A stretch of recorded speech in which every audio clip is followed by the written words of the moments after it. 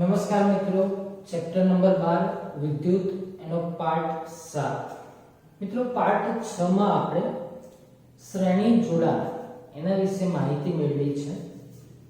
શ્રેણી જોડાણ મતલબ એક અવરોધના છેડા સાથે બીજા અવરોધનો છેડો જોડેલો હોય એને આપણે શ્રેણી જોડાણ કહેતા હતા, જેમાંથી વહેતા વિદ્યુત પ્રવાહનું મૂલ્ય I દરેક જગ્યાએ સમાન હોય, જ્યારે વોલ્ટેજ વહેંચાય V1 V2 અને V3 કેટલો કુલ V ના સરવાળા જેટલો થાય. V1 V2 V3 બરાબર શું થાય V, અને સમતુલ્ય અવરોધ RS એનું મૂલ્ય એ દરેક સ્વતંત્ર અવરોધોના સરવાળા જેટલું હોય છે. આવું આપણે શીખ્યા, એના ફાયદા ગેરફાયદા એની લાક્ષણિકતાઓ એની વાત આપણે કરી ચૂક્યા છીએ. હવે આજે આપણે એ જ અવરોધોને સમાંતર જોડવાના છે. સમાંતર ગણિતમાં તમે સમાંતર શબ્દથી પરિચિત હશો, બરાબર? આ રીતના જોડેલા અવરોધો સમાંતર કહેવાય. કેવી રીતના? તો જુઓ, દરેક અવરોધો એક સામાન્ય બિંદુમાંથી નીકળતા હોય અને એક સામાન્ય બિંદુએ ભેગા થતા હોય. સમાંતર જોડાણ કોને કહેવું? તો એક તરફના છેડાઓ અવરોધોના ત્રણેયના એક તરફના છેડાઓ એક બિંદુમાંથી અને બીજી તરફના છેડાઓ બીજા બિંદુએ ભેગા થતા હોય. પેલામાં શું હતું? એક અવરોધના એક છેડા સાથે એનો બીજો છેડો, એવું નહીં. ત્રણેયના છેડાઓ એક બિંદુમાંથી અને બીજી તરફના છેડાઓ બીજા બિંદુએ ભેગા થતા હોય. એને કેવું જોડાણ કહેવાય? સમાંતર જોડાણ કહેવાય. માનો કે આવી રીતના બે અવરોધ મેં મૂકેલા હોય,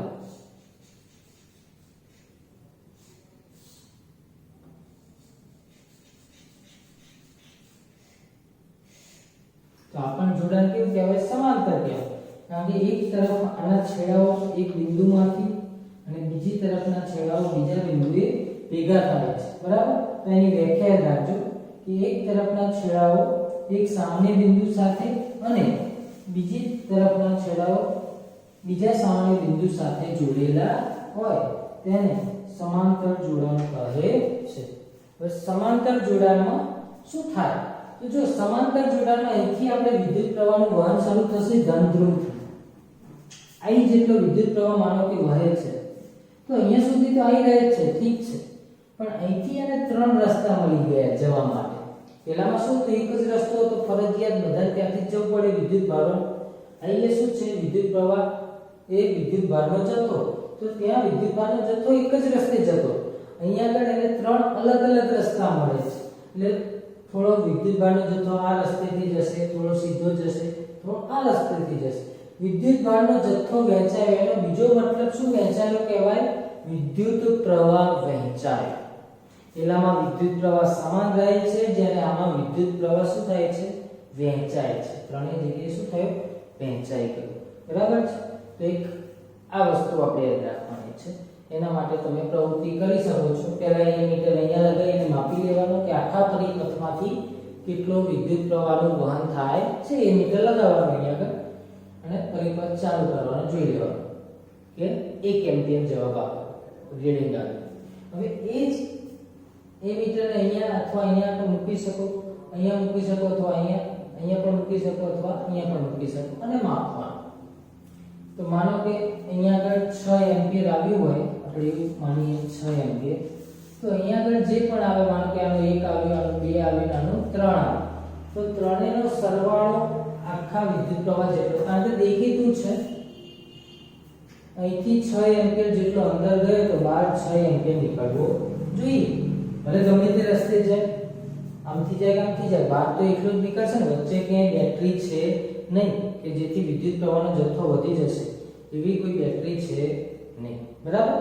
તો વિદ્યુત પ્રવાહનો જથ્થો એટલો ને એટલો જ રહે છે, જથ્થો એટલો ને એટલો જ, પરંતુ આ ત્રણ રસ્તાઓમાં વિભાજિત થઈ જાય છે. એટલે I1 I2 અને I3 આ ત્રણેયનો તમે સરવાળો કરો તો કુલ વિદ્યુત પ્રવાહ જે આપણે પસાર કર્યો હોય એના જેટલો થાય. કયા જોડાણમાં? સમાંતર જોડાણમાં. શ્રેણી જોડાણમાં તો દરેક અવરોધમાંથી વહેતો વિદ્યુત પ્રવાહ કેવો હોય? સમાન, I જેટલો જ હોય, બરાબર? તો અહીંયા આગળ ખાસ યાદ રાખવાનું I બરાબર I1 + I2 + I3 એક આ મુદ્દો થયો. બીજું હવે આપણે વોલ્ટેજ માપીએ તો પહેલા આપણે આ બે મુખ્ય બિંદુઓ જે હતા એમની વચ્ચેનો વોલ્ટેજ માપી લઈએ. અહીંયા બિંદુના નામ તમે આપી શકો A અને B. A અને B બિંદુઓ વચ્ચેનો વોલ્ટેજ માપીએ. પછી આ અવરોધના અહીંયા આગળ બે છેડા વચ્ચેનો માપીએ, આ રીતે જોડીએ. એ જ રીતે અહીંયા આગળ બે છેડા વચ્ચેનો માપ્યો અને અહીંયા આગળ બે છેડા વચ્ચેનો માપ્યો.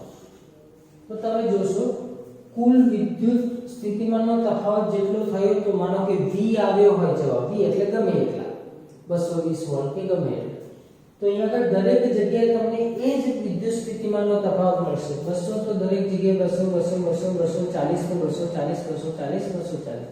મતલબ શું કહી શકાય? વોલ્ટેજ વહેંચાતો નથી, વોલ્ટેજ કેવો રહે છે?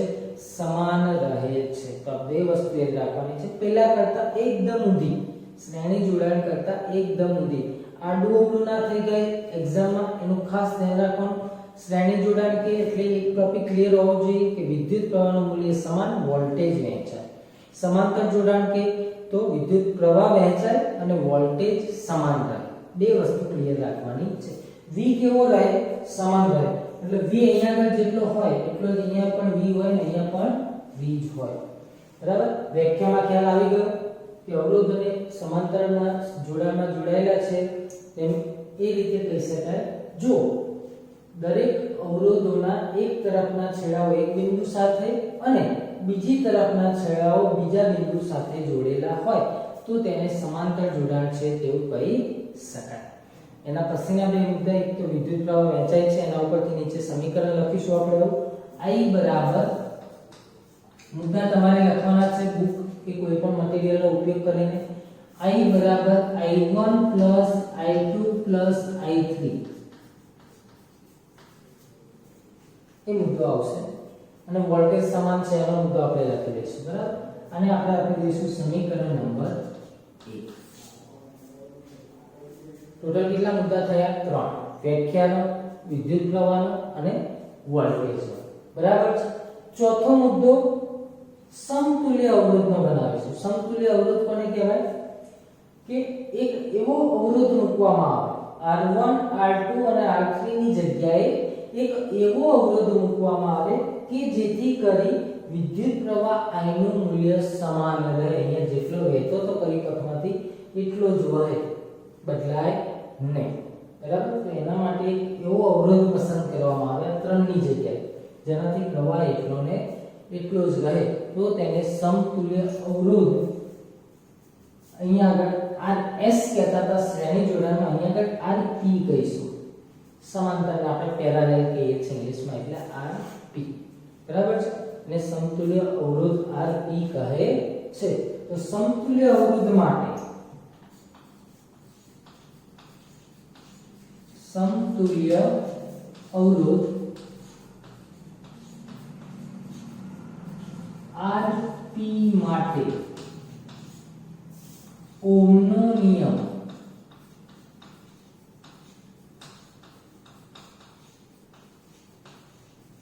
લાગુ પાડતા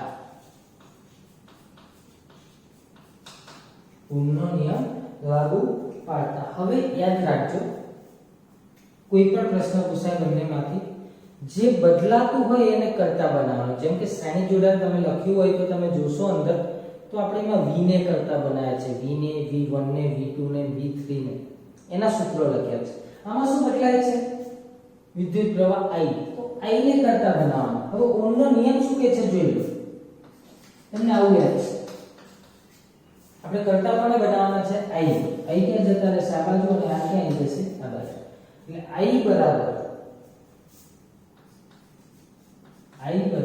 આના માટે લખીએ છીએ V, વિદ્યુત સ્થિતિમાનનો તફાવત કેટલો છે? V ભાગ્યા R છેદમાં જશે ને, આપણે I ને કરતા બનાવ્યા છે. બરાબર? એટલે નીચે કોણ હોય? I, R.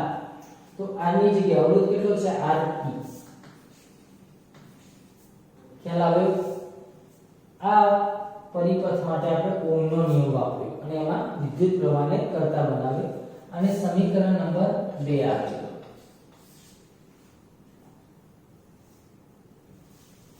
ચલો સમીકરણ 2 ની કિંમત 1 માં મૂકવી હોય, સમીકરણ 2 ની કિંમત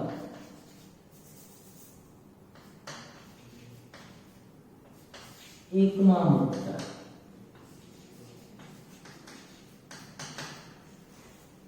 સમીકરણ 2 શું કે છે I બરાબર તમે V upon RP કહી શકો તો અહીંની જગ્યાએ આપણે લખી દઈશું V upon RP બરાબર I1 plus I2 plus I3 બરાબર। હવે જેમ પહેલામાં આપણે દરેક અવરોધ માટે ઓહમનો નિયમ લાગુ કર્યો હતો R1 માટે, સોરી દરેક વોલ્ટેજ માટે V1 V2 અને V3 ની કિંમતો લખી હતી યાદ હોય તો અહીંયા I1 I2 અને I3 ની કિંમતો લખવાની ઓહમનો નિયમ લાગુ કરીને તો I1 I2 અને અથવા તો R1 R2 અને R3 માટે આ ત્રણ માટે ઓહમનો નિયમ હું લખું R1 R2 અને R3 માટે ઓહમનો નિયમ લાગુ કરતા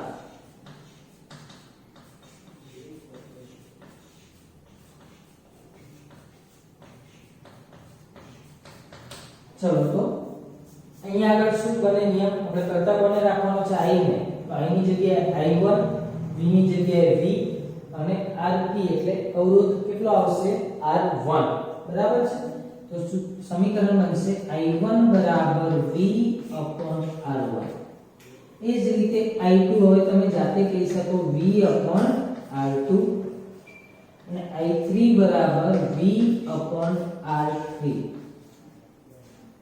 I1 I2 અને I3 ની કિંમત સમીકરણ નંબર 3 I1 I2 અને I3 ની કિંમત સમીકરણ 3 માં મૂકતા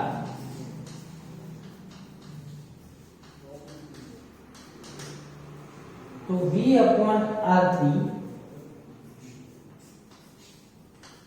बराबर V upon R1 એની કિંમત મૂકવાની છે આપણે V upon R2 plus V upon R3 તો V upon RP બરાબર જો V કોમન નીકળે છે બધામાંથી 1 upon R1 plus 1 upon R2 ઉપરથી V કોમન નીકળે એટલે કઈ નહીં તો એક વધશે પ્લસ 1 upon R3 V અહીંયા ગુણાકારમાં છે આ બાજુ આવે તો ભાગાકારમાં V ઉડી જશે તો શું વધશે 1 upon RP બરાબર 1 upon R1 plus 1 upon R2 plus 1 upon R3 આ જે આવ્યું એ સમાંતર જોડાણના સમતુલ્ય અવરોધનું સૂત્ર મળ્યું તો સમાંતર જોડાણના સમતુલ્ય અવરોધનું મૂલ્ય અથવા તો સમાંતર જોડાણના સમતુલ્ય અવરોધના વ્યસ્તનું મૂલ્ય એ દરેક સ્વતંત્ર અવરોધોના વ્યસ્તના સરવાળા જેટલું હોય છે વાક્ય ધ્યાનથી લખજો ભૂલ ના થાય વ્યસ્તનો સરવાળો છે અને શું કહીએ છીએ આપણે R1 નો વ્યસ્ત R2 નો વ્યસ્ત વ્યસ્તોના સરવાળા જેટલું હોય છે બીજો એક મુદ્દો છેલ્લે આપણે શ્રેણી જોડાણમાં એવો લખ્યો છે કે શ્રેણી જોડાણના સમતુલ્ય અવરોધનું મૂલ્ય એ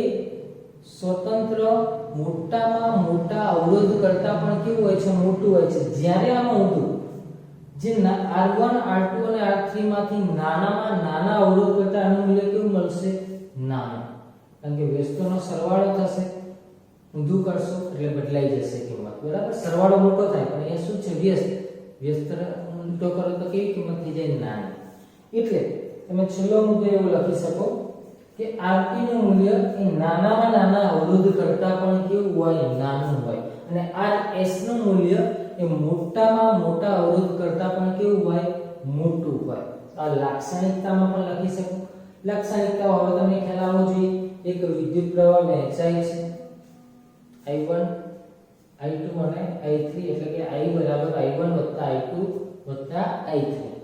બીજું વોલ્ટેજ કેવો રહે છે? સમાન રહે છે. ત્રીજું સમતુલ્ય અવરોધ, જે આપણે જોયું સમતુલ્ય અવરોધનો વ્યસ્ત એ દરેક અવરોધમાંથી વહેતા દરેક અવરોધના વ્યસ્તોના સરવાળા જેટલો હોય છે. સમતુલ્ય અવરોધનો વ્યસ્ત એ દરેક અવરોધના વ્યસ્તોના સરવાળા જેટલો હોય છે. બરાબર? તો તમે આ સૂત્ર લખી શકો. ઓકે, તો અહીંયા આગળ સમાંતર જોડાણ એના સમતુલ્ય અવરોધનું સૂત્ર તારવું એ પ્રશ્ન થયો. સાથે સાથે એની લાક્ષણિકતાઓની ચર્ચા પણ આપણે કરી લીધી. હવે આપણે જોઈ લઈએ એના ફાયદા તથા ગેરફાયદા. અવરોધોને સમાંતર જોડવાથી શું ફાયદા થાય અને શું ગેરફાયદા થાય? માનો કે મેં સમાંતર જોડાણમાં 3 બલ્બ મૂક્યા છે. સમાંતર જોડાણમાં 3 બલ્બ મૂક્યા છે. તો અહીંયા આગળ બલ્બ ઉડી ગયો, ખરાબી આવી, તો બાકીના 2 બલ્બ ચાલુ રહેશે, કારણ કે એમાંથી વિદ્યુત પ્રવાહનું વહન ચાલુ છે.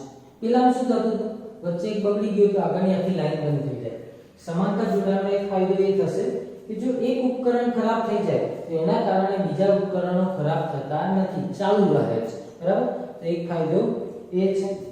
બીજો ફાયદો આપણે કહી શકીએ, તમે જો અવરોધનું મૂલ્ય કેવું હોય? નાનામાં નાના અવરોધ કરતા પણ નાનું.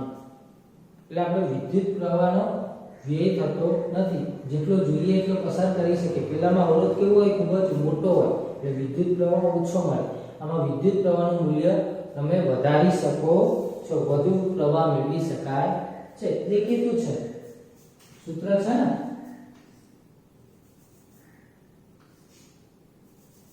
અહીંયા જ આપણે કરતા બનાવ્યું. તો જેમ r વધે, ભાગાકારમાં સંખ્યા વધે, એમ I નું મૂલ્ય શું થાય? ઘટે.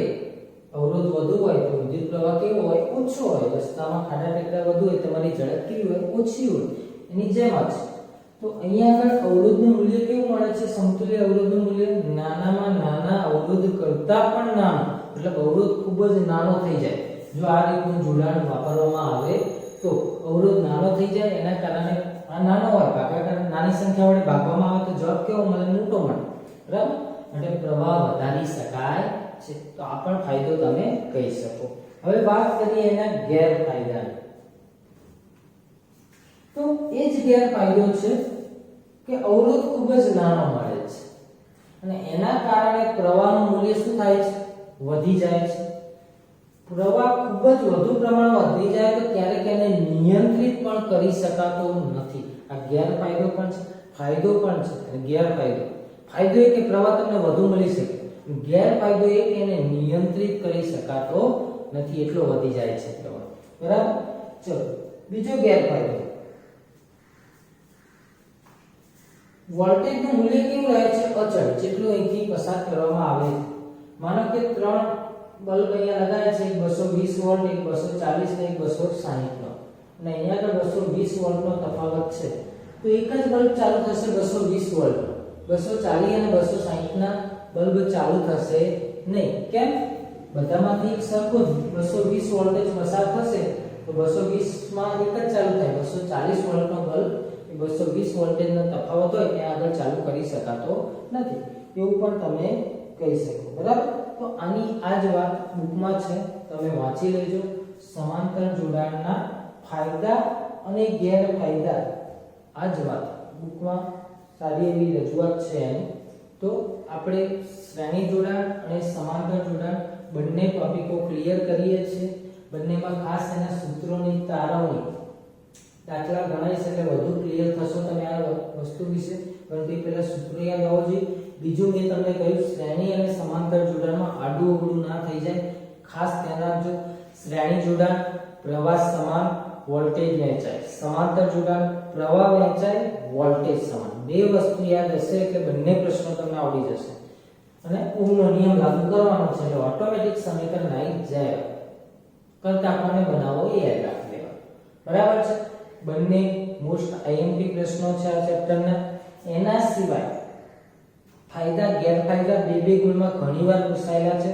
સમાંતર જોડાણના ફાયદા ગેરફાયદાઓ અને શ્રેણી જોડાણના ફાયદા ગેરફાયદાઓ. ઓકે, તો આટલી વસ્તુ હાલ પૂરતી ક્લિયર રાખજો. વધુ વાત આપણે આગળના લેક્ચરમાં કરીશું. જય હિન્દ.